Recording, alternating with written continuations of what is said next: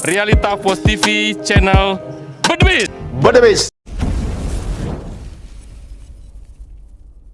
Halo di sana dimanapun Anda berada, kembali lagi di channel podcast kita, channel Realita Post TV, channel yang memberikan informasi, edukasi, dan inspirasi. Nah, seperti biasa di konten kita hari ini, kita alhamdulillah kedatangan tamu spesial yaitu Bang David Suwardi atau yang dikenal Mayor David.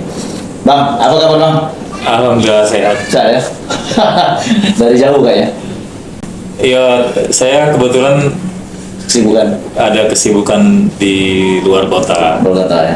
Di Sabtu Minggu ini biasanya pulang ke kota kan. Kota. Bertepatan Bang Damar ngajak podcast ya, ayo gitu. Ayo, ya. Nah, ini Bang Mayor David ini merupakan apa ya? Kalau pensiun dini itu purnawirawan juga ya? Purnawirawan. Purnawirawan tetap ya. Meskipun pensiun dini ya. Iya. Nah, jadi beliau ini adalah purnawirawan TNI, terakhir di Kapenrem ya. Kapenrem 041 Gamas. 041 Gamas Provinsi Bengkulu. Dan pada saat itu usianya masih berapa Bang? Saya resign 2018 tuh umur 42. Nah, 42 ya, masih sangat kalau jenjang karir itu mungkin masih banyak ya yang Ya bisa kalau dilakukan. pensiun normal tuh 17 tahun lagi. Masih 17 tahun lagi. 2018 itu. Nah, ini ada yang menarik dari perjalanan kisah Abang ini untuk kita ya apa ya semacam gali. Mana tahu kan jadi inspirasi juga bagi penonton dimanapun Anda berada. Galinya jangan terlalu dalam. Nah, Bang Mayor David kan sebagai purnawirawan TNI saat itu kan pensiun dini menjadi pilihan yang mungkin sulit saat itu ya. Sulit tidak? Betul. Tentunya sangat sulit kita merasakan itu. Tentunya pilihan yang sulit itu ada alasan kenapa memilih itu. Saat itu pilihannya apa Bang? Kenapa pilih pensiun dini? Iya, seperti Bang Damar bilang tadi kan, hidup itu pilihan. Itu pilihan. Kita dari lahir tuh dihadapkan dengan berbagai pilihan yang kita pilih gitu kan, dari mulai kita bayi, kita SD, SMP sampai kerja itu kan pilihan semua itu. Ya bagaimana dengan memilih itu kita tetap kita pertanggungjawabkan dan kita siap dengan apapun resiko dari pilihan kita itu tadi. Ya terus terang saya ya dibesarkan di TNI kurang lebih 20 tahun ya, kurang lebih 20 tahun saya pakai baju loreng gitu kan, itu ya berat memang untuk meninggalkan situ kan, karena itulah yang membesarkan saya, yang mewarnai hidup saya selama kurang lebih 20 tahun harus saya tinggalkan. Karena memang kan aturannya saat kami pilkada 2018 itu kan memang untuk PNS, TNI, Polri harus pensiun. Berhenti betul-betul mundur dari jabatan masing-masing. Artinya memang kan aturan itu kan berubah-ubah terus. Dulu saya ingat waktu saya dinas di Kodam 1 Medan tuh ada senior juga, Kolonel Afwan nggak salah namanya. Beliau maju wali kota Medan waktu itu. Tapi pada saat itu aturannya masih cuti. Jadi beliau maju wali kota Medan dan kayaknya waktu itu belum dapat ya, kalah. Ya beliau balik tentara lagi itu loh. Tentara lagi dulu aturannya tahun berapa ya? Waktu saya masih dinas di Medan 2015-an apa nggak salah. Nah, kemudian mungkin aturan berubah lagi di DPR, jadi harus mundur benar. Tapi itu pun tidak membuat saya mundur tuh. Jadi memang niat saya punya cita-cita dari kecil dulu memang kan. 20 tahun bagi saya cukup lah untuk punya di cita, TNI gitu. Punya cita-cita apa? Mau mau membangun Bengkulu gitu. Mungkin jadi dulu mengambil ilmu dulu lah, mengambil pengalaman dengan menjadi TNI kan. Saya berdinas di berbagai daerah, menjumpai berbagai macam karakter manusia yang ada di Indonesia. Itulah bekal saya untuk saya bawa membangun Bengkulu gitu kan. Jadi 20 tahun bagi saya cukup lah untuk mengabdi sebagai TNI di berbagai daerah, Kodam, Korem, Kodim kan, batalion. Ya saya mau kembali ke Bengkulu membangun tanah kelahiran saya. Artinya Abang itu lahir di Bengkulu ya? Saya lahir besar di Bengkulu. Di mana itu Bang? Kalau lahir saya itu di belakang Unihas itu, Kelurahan Teratai dulu, Teratai, sekarang jadi Kebun Ros. Unihas tempat main saya dulu tuh dari kecil-kecil dulu. Nah itu TK, SD, SMP, SMA, tamat SMA lah saya meninggalkan Bengkulu. Bengkulu, masalah Kapri. Nah, tapi saat itu memang dari kecil punya cita-cita jadi TNI atau mau jadi kepala daerah? Iya, sembari berjalannya waktu gitu kan. Masuk ngalir. TNI. Di TNI pun kita juga pas saat pendidikan juga melihat kan banyak senior-senior kita pada saat itu kan masih zamannya Orde Baru ya. Jadi yang sudah kolonel itu tiba-tiba jadi bupati gitu kan. Ada juga yang gitu, enak juga nih kan. Kalau jadi tentara gitu kan setelah kolonel dikaryakan istilahnya kan, ditunjuk oleh presiden jadi bupati di mana. Ditunjuk presiden jadi anggota DPRD gitu kan, ada fraksi TNI gitu kan. Sekarang begitu saya kan masa peralihan tuh. Saya 98 saat reformasi itu kan saya tingkat 2. Jadi setelah kami tamat 99 itu sudah reformasi, tidak ada lagi kepala daerah yang ditunjuk presiden, tidak ada lagi fraksi TNI. Tapi ya kita udah nggak mungkin kita mundur lagi dah, lanjutkan TNI-nya. Gitu. Nah, kan artinya saat itu abang aktif, kemudian akhirnya memang berangkat dari Bengkulu, kemudian juga terinspirasi dari teman-teman yang lain untuk kok kayaknya enak menjadi kepala daerah kan, mungkin bisa berbuat sesuatu ya. Betul, yang lebih nyata untuk daerah. Nah, tapi kan ya dunia TNI dengan dunia politik ini kan jelas beda ya, atmosfernya ya. Dan resiko pasti sudah ada ketika abang memilih pensiun ini. Saat itu ada penyesalan tidak? Apa yang enggak ya?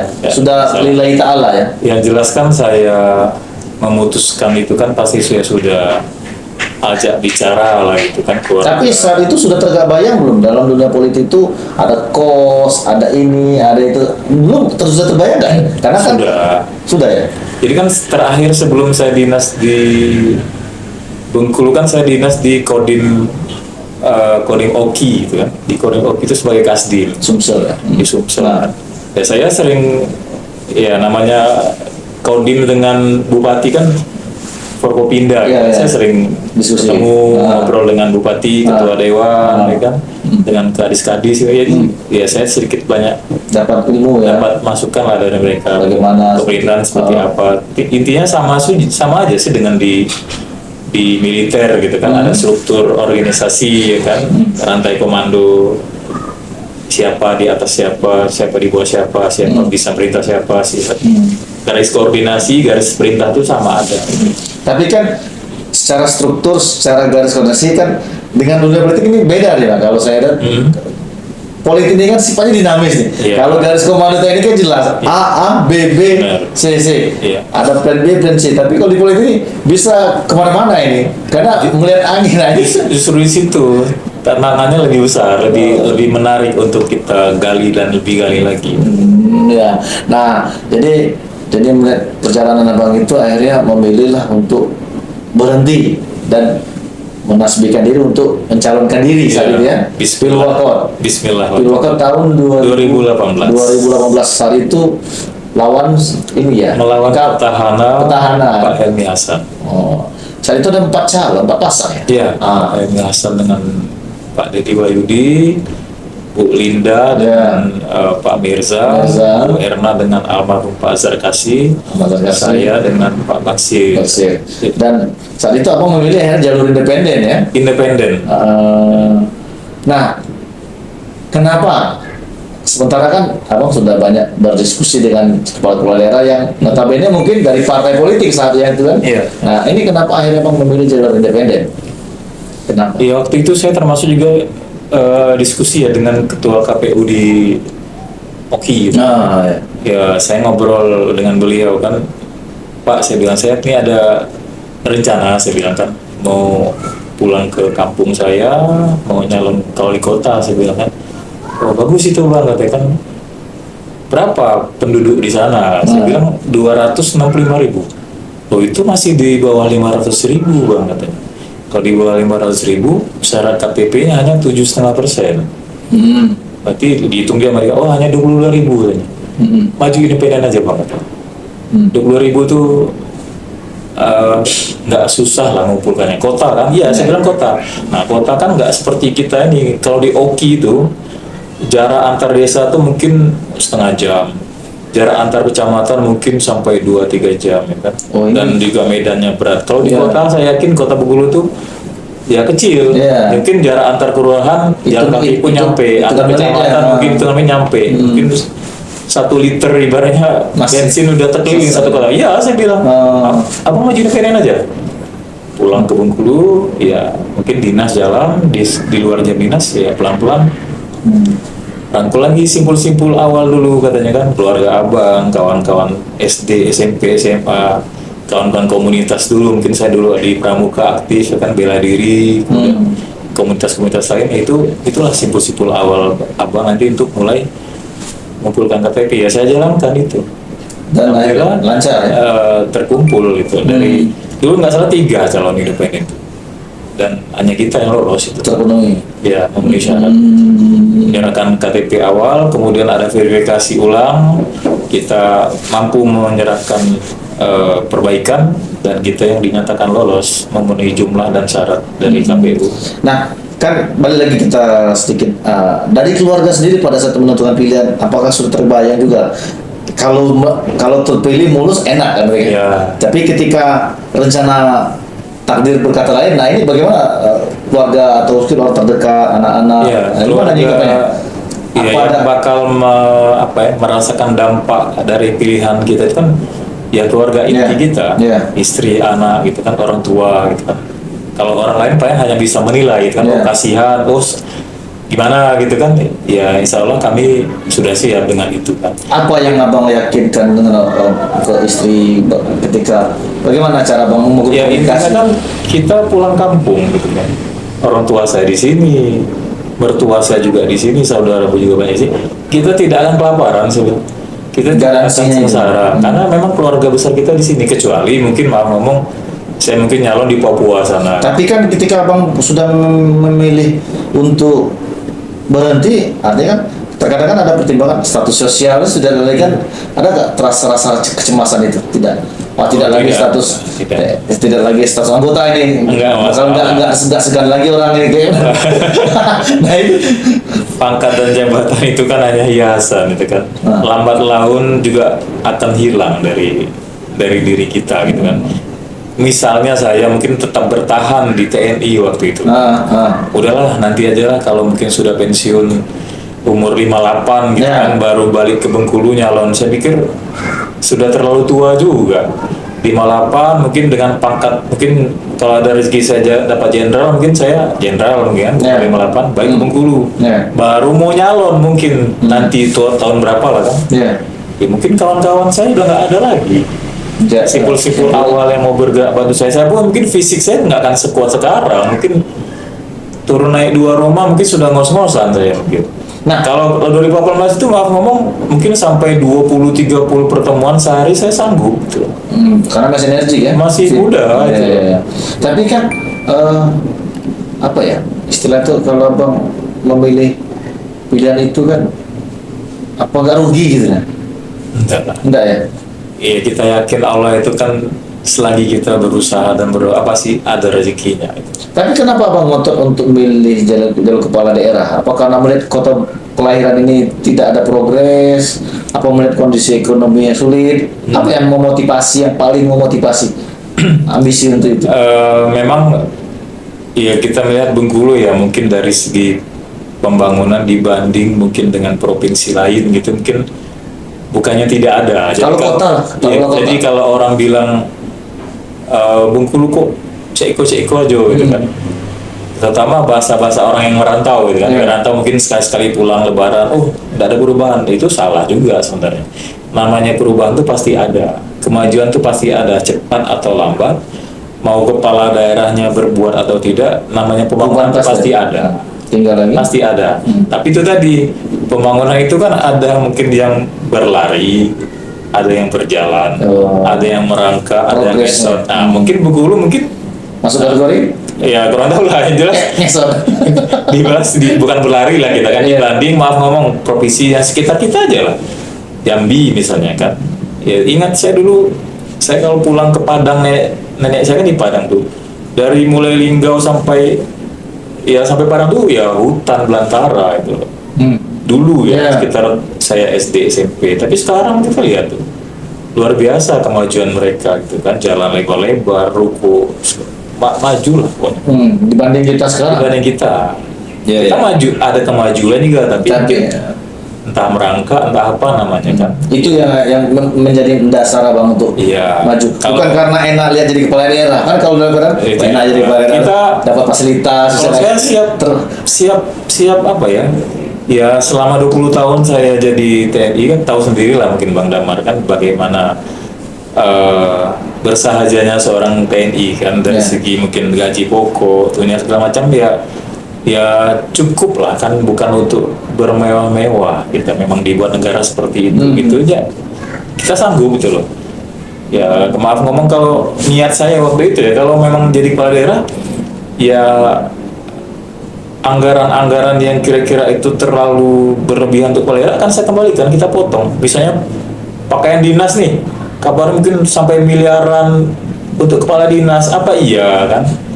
Kepala daerah tuh sampai tiap hari atau tiap minggu buat baju kan nggak juga. Ya kita kembalikan yang kira-kira itu tidak berfaedah, kita kembalikan. Anggaran makan minum, mungkin anggaran perawatan rumah dinas, anggaran mungkin kendaraan dinas, kita balikan. Saya cukup dengan ya kalau kita contoh yang di nasional, di internasional mungkin Angela Merkel itu kan. Perdana Menteri Jerman, dia tinggal di apartemen sendiri, tidak ada yang ajudan, dia nyuci bajunya sendiri, setrika sendiri sama suaminya, tidak ada pakai pembantu rumah tangga. Nah, apa tidak kapok bang untuk maju lagi ke jalur independen untuk wali kota yang dengan calon yang sama nih kira-kira? Itu tadi saya bilang, Biasanya dua saya pertama itu kan mungkin nanti di 2024 kalau ya ada kesempatan dan waktu lagi mungkin umur saya mungkin 47 gitu kan. Masih muda lah. Masih muda. Kalaupun gagal lagi, ada 2029. 2029 gagal, ada 2034. Tapi tetap dengan jalur independen ya? Insya Allah saya akan komitmen dengan independen terus. Dengan independen. Karena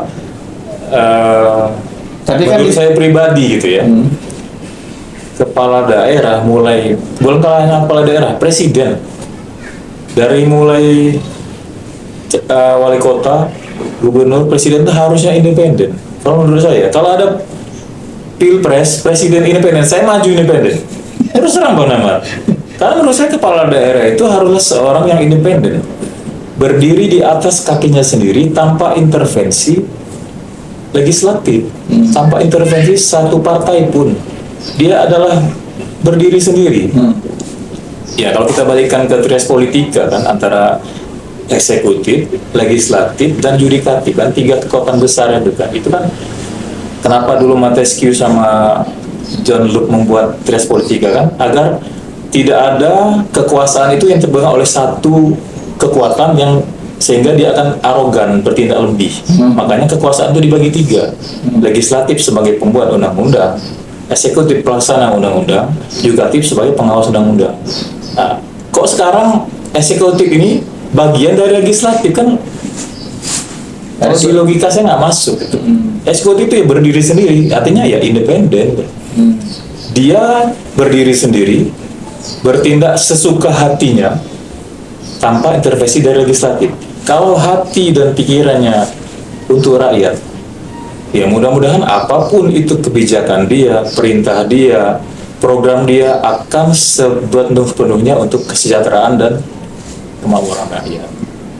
Tapi kan kalau untuk level nasional kan belum ada ya, artinya kita Ya belum ada dulu secara sempat diprotes orang-orang untuk presiden threshold 0% itu kan ya itu karena memberi peluang untuk calon-calon independen maju karena gitu. legislasi ini kan kewenangan ada di Di partai DPR politik, tadi, di partai politik, di parlemen. Nah, artinya kan memang kita ya luar biasa lah arti kalau bisa itu lolos atau bisa terjadi kan.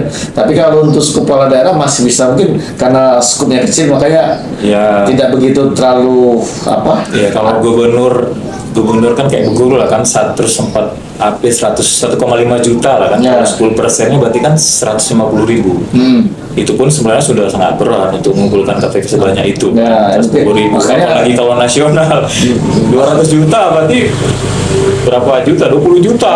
Apa iya mengumpulkan KTP sebanyak itu kan? Ya sebenarnya bisa saja asal Bisa saja kalau kayak- timnya ada. Ya tinggal lagi ya karena politik praktis ini kan Nah itu tadi contoh saya bilang yang senior saya di Kodam 1 itu kan zaman dia boleh cuti. Kalau baik lagi, mungkin Dewan ini berpikir, wah ini kalau cuti ini banyak nih nanti nih PNS TNI Polri yang maju kepala daerah banyak saingan, mungkin lah kita rubah lagi. Nah, itu tadi Kita Hapus. bikin harus mundur betul. Jadi mereka berpikir 1000 kali untuk maju. Mungkin seperti itu pemikiran mereka kan. Iya, iya. Diubahlah seperti itu. Tapi tetap juga banyak kok, bukan hanya saya. Yang saya pantau 2018 itu ada di beberapa daerah, ada yang calon bupati, calon wali kota, calon gubernur dari TNI Polri ada juga. jadi Ada yang dapat, ada yang enggak. Tapi rata-rata masih belum dapat. Karena mungkin Iya. saat itu banyak yang lawan incumbent ya. incumbent. Nah kalau 2014 ini kan 2024 nanti kan, ya maaf ngomong kan Tidak ada posisi startnya Kosong-kosong. ya agak sama lah mungkin, kalaupun mungkin nanti ada yang Cenderung. yang sekarang mungkin maju dari nomor 2 nomor 1 kan agak setengah incumbent lah kan, tapi Iya. posisinya startnya sama menurut saya. Artinya tapi misi Abang tetap sama ya dengan periode 2015, artinya untuk ya maju lagi untuk membangun daerah gitu ya. Betul. Kita siap sengsara lah kalau menurut saya. Karena kalau kita lihat di Provinsi Bengkulu, pengalaman yang dari independen ini di Rejang Lebong, Betul, Rejang Lebong zaman Soherman dan zaman Hijazi. siap.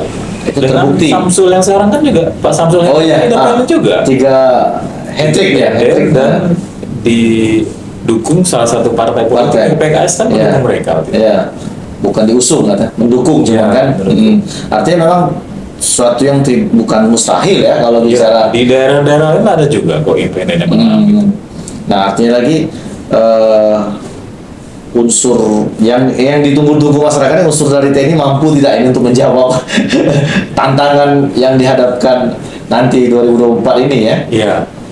Nah, kan independen, artinya untuk mengumpulkan lagi sulit tidak dengan kondisi sekarang, kalau melihat kondisi 2018 dengan nanti sudah terpetakan nggak tidak untuk mengumpulkan lagi yang kuota aturan main independen? Iya, saya bergerak lagi dari nol lagi. Jadi bukan berarti Sudah berjalan itu?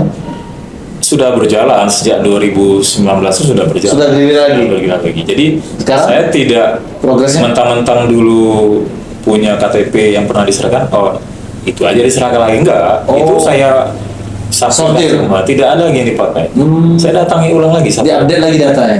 Ya diulangi lagi, Oh. disilaturahmi satu-satu Oh, manusia-manusia diulang lagi. sekota Bengkulu ini. Oh, kalau sekarang progresnya gimana Pak? Kan sudah hampir mendekati juga ini. Cuma Ya bergerak lah dari 1 ke 2, 2 ke 3. kalau dipresentasikan, Ya masih jauh. Masih jauh, ya? Masih jauh. kenapa tuh Bang? Atau memang sengaja kok terkesan masih jauh? Yang jelas Atau kalau ngalir aja? misalnya dari 1 ke 100 kita menuju ke 100 tuh. Bukan di 0 itu. Iya. Nah, tidak terkait dengan partai politik. Maksudnya? Ya artinya niat untuk maju independen. Kemudian Iya. ada terlintas nggak? Kalau gitu, kalau lihat dinamika sekarang, apalagi pilpres kan, ini kan jadi tolok ukur juga nih, jadi referensi. Iya, benar. Bagi terlintas tidak itu? Kalau lihat dinamika. Kalau dibilang pola pikir saya mungkin agak lebih fleksibel lah dibanding 2018. 2018 saya betul-betul ngotot nomor 1 gitu, ngotot nomor 1 dan memang ngotot independen. Nah, kalau 2024 nanti saya mungkin agak fleksibel, Situasional. bisa 1, bisa 2, Terus? bisa tetap maju, bisa mungkin saya mengukur nggak jadi maju, bisa tetap independen, bisa juga nanti ada partai yang mengajak, ya kita lihat itu. Sejauh ini? Iya, Sudah ada komunikasi tetap, yang ada, komunikasi. sudah ada yang melirik belum?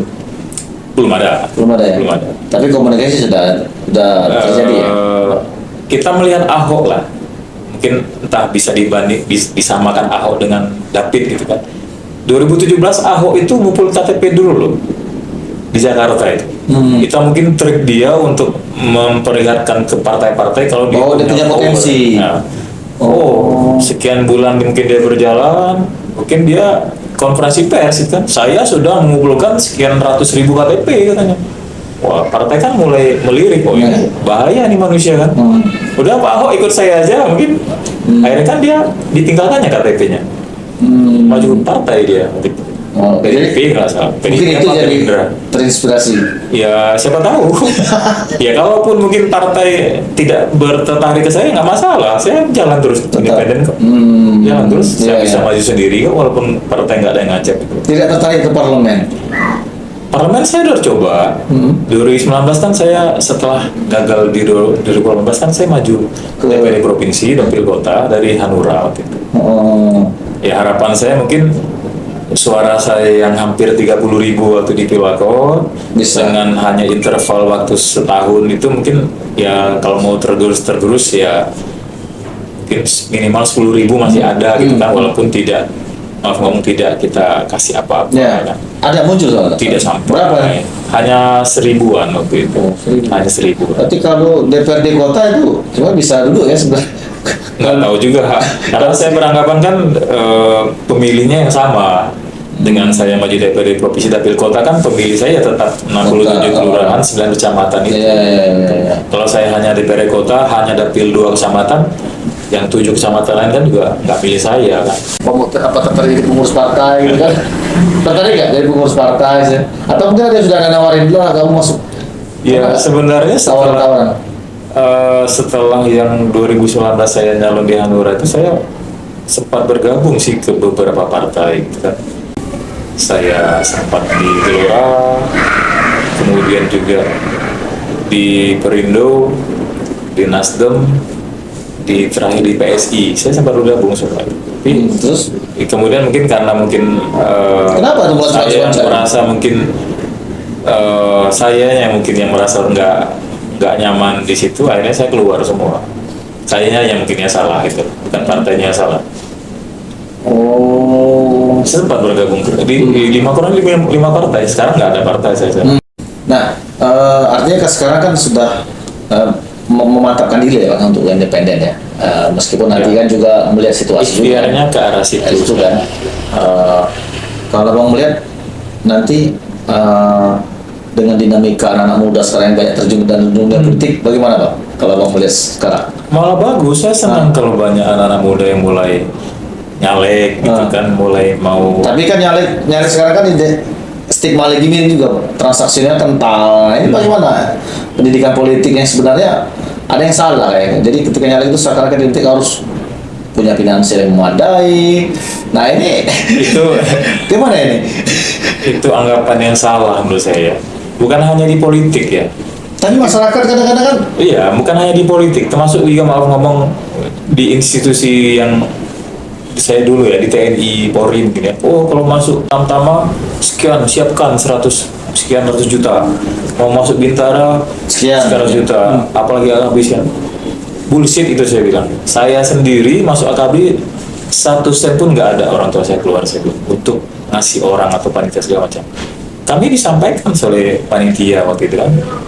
Jangan ada orang tua kalian memberikan apapun ke siapapun yang datang, mungkin ngaku-ngaku dari panitia kamu. Jangan dipesankan sama mereka. Saya pun sampaikan ke orang tua saya tidak ada memberikan apapun kepada orang yang aku bisa bantu. Ya saya bilang kalau dibilang masuk tentara sekian itu saya sendiri nggak alami kok.